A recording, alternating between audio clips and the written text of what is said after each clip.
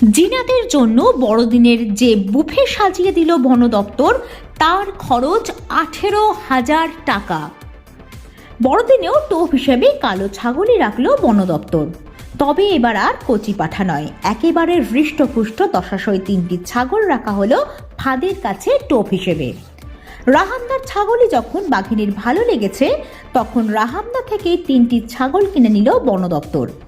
এক একটির দাম 6,000 টাকা। তাদের ডাকে গমগম করছে রায়কা পাহাড় ও ভাড়াড়ি বা ঝাড়া পাহাড়ের মধ্যবর্তী জঙ্গল। বাঘানির গলায় বাঁধা রেডিও কলার বলছে, এখানেই আছে সে। 4 দিন হয়ে গেল বাঘিনী জিনাত এসেছে পুরুলিয়ার বান্দোয়ানে।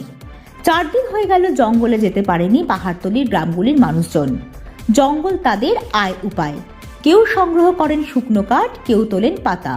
কিন্তু বাঘবন্দিতে বন দপ্তরের নানান প্রচেষ্টা বিফল হওয়ায় তীব্র সংকট তাদের জীবনে। পেটে পড়ছে টান।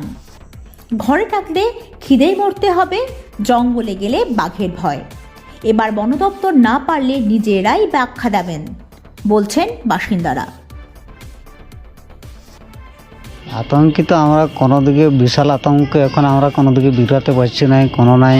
এখন আমাদের জঙ্গলে সব কিছু, আমাদের কাঠ আনি, কাঠ বিক্রি করি, তারপরে চাল কিনি, তারপরে তো আমাদের তো নিয়েছে। ফরেস্টার যদি কোনো কিছু করতে পারবে না, তাহলে আমরা বলছি ফরেস্টারে আমরা অপেক্ষায় থাকবো না, আমরাকে ছেড়ে দিক, আমরা সব কিছু করে নেবো। সেটা যে কোনো প্রকার করে আমরা মারবো, না হলে ওরাকে তাড়িয়ে দেবো এখান থেকে। আমাদের অসুবিধা, মানে তাড়াতে পারবেন? হ্যাঁ,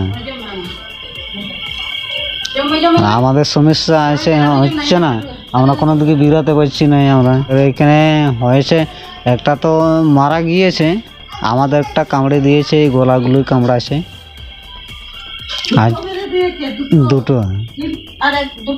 তৃতীয় দিনে বাঘিনীর অবস্থান ছিল রায়কার ঝাড়া পাহাড়ের জঙ্গল। সেখানে সে প্রথম 5টি ছাগল শিকার করে, আর তারপরে রায়কা সংলগ্ন গ্রামগুলিতে আতঙ্কের ছায়া। বুধবারও চতুর্থ দিনেও বাঘিনী অধরা। এদিনও ঠিক একই রকমভাবে বান্দোয়ান 1 বনাঞ্চল কার্যালয়ের অতিথি আবাসে সুন্দরবন ব্যাঘ্র প্রকল্পের বিশেষজ্ঞ দলের উচ্চপদস্থ আধিকারিকদের নিয়ে তৈরি হয় নতুন রণকৌশল। বৈঠক চলে সকাল থেকে দুপুর অবধি। বিকেলবেলা বাঘিনীর শেষ লোকেশন পাওয়া গেছে। সে আছে রায়কার ভাড়াড়ি বা ঝাড়া পাহাড়েই। তাই পাহাড়ের পাদদেশে বাঘিনীকে বন্দি করতে খাঁচা পাতা হয়েছে। আগে ছিল 3টি খাঁচা, সুন্দরবন থেকে আরও 2টি খাঁচা বাড়িয়ে খাঁচার সংখ্যা এখন 5টি। টোপ পুরুলিয়ার নধর ছাগল। বিকেল থেকে সন্ধ্যা পর্যন্ত খাঁচা লাগানোর কাজ চলে।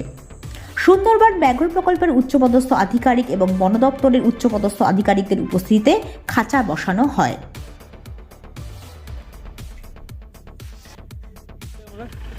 খাঁচা পাতা হলো? হ্যাঁ, কটে খাঁচা পাতা? কতগুলো খাঁচা পাতা হয়েছে? এখন 5টা পাতা হয়েছে। আজকের লোকেশন কি পাওয়া যাচ্ছে? লোকেশন এই দুটো পাহাড়ের মাঝখানে আছে। আজকেও কি রাত পাহারা চলবে যে গ্রামগুলিতে? হ্যাঁ হ্যাঁ। নতুন করে কি জাল পাতা হচ্ছে? কোনো গ্রামে জাল দেওয়া হচ্ছে? না না, আজকে তো কোনো গ্রামে আসেনি, তো এখানেই জাল লাগানো। এই এলাকাটাই যে 5টা খাঁচা পাতা হলো বিভিন্ন পয়েন্টে? হ্যাঁ। নতুন কোনো কৌশল নিচ্ছেন আপনারা?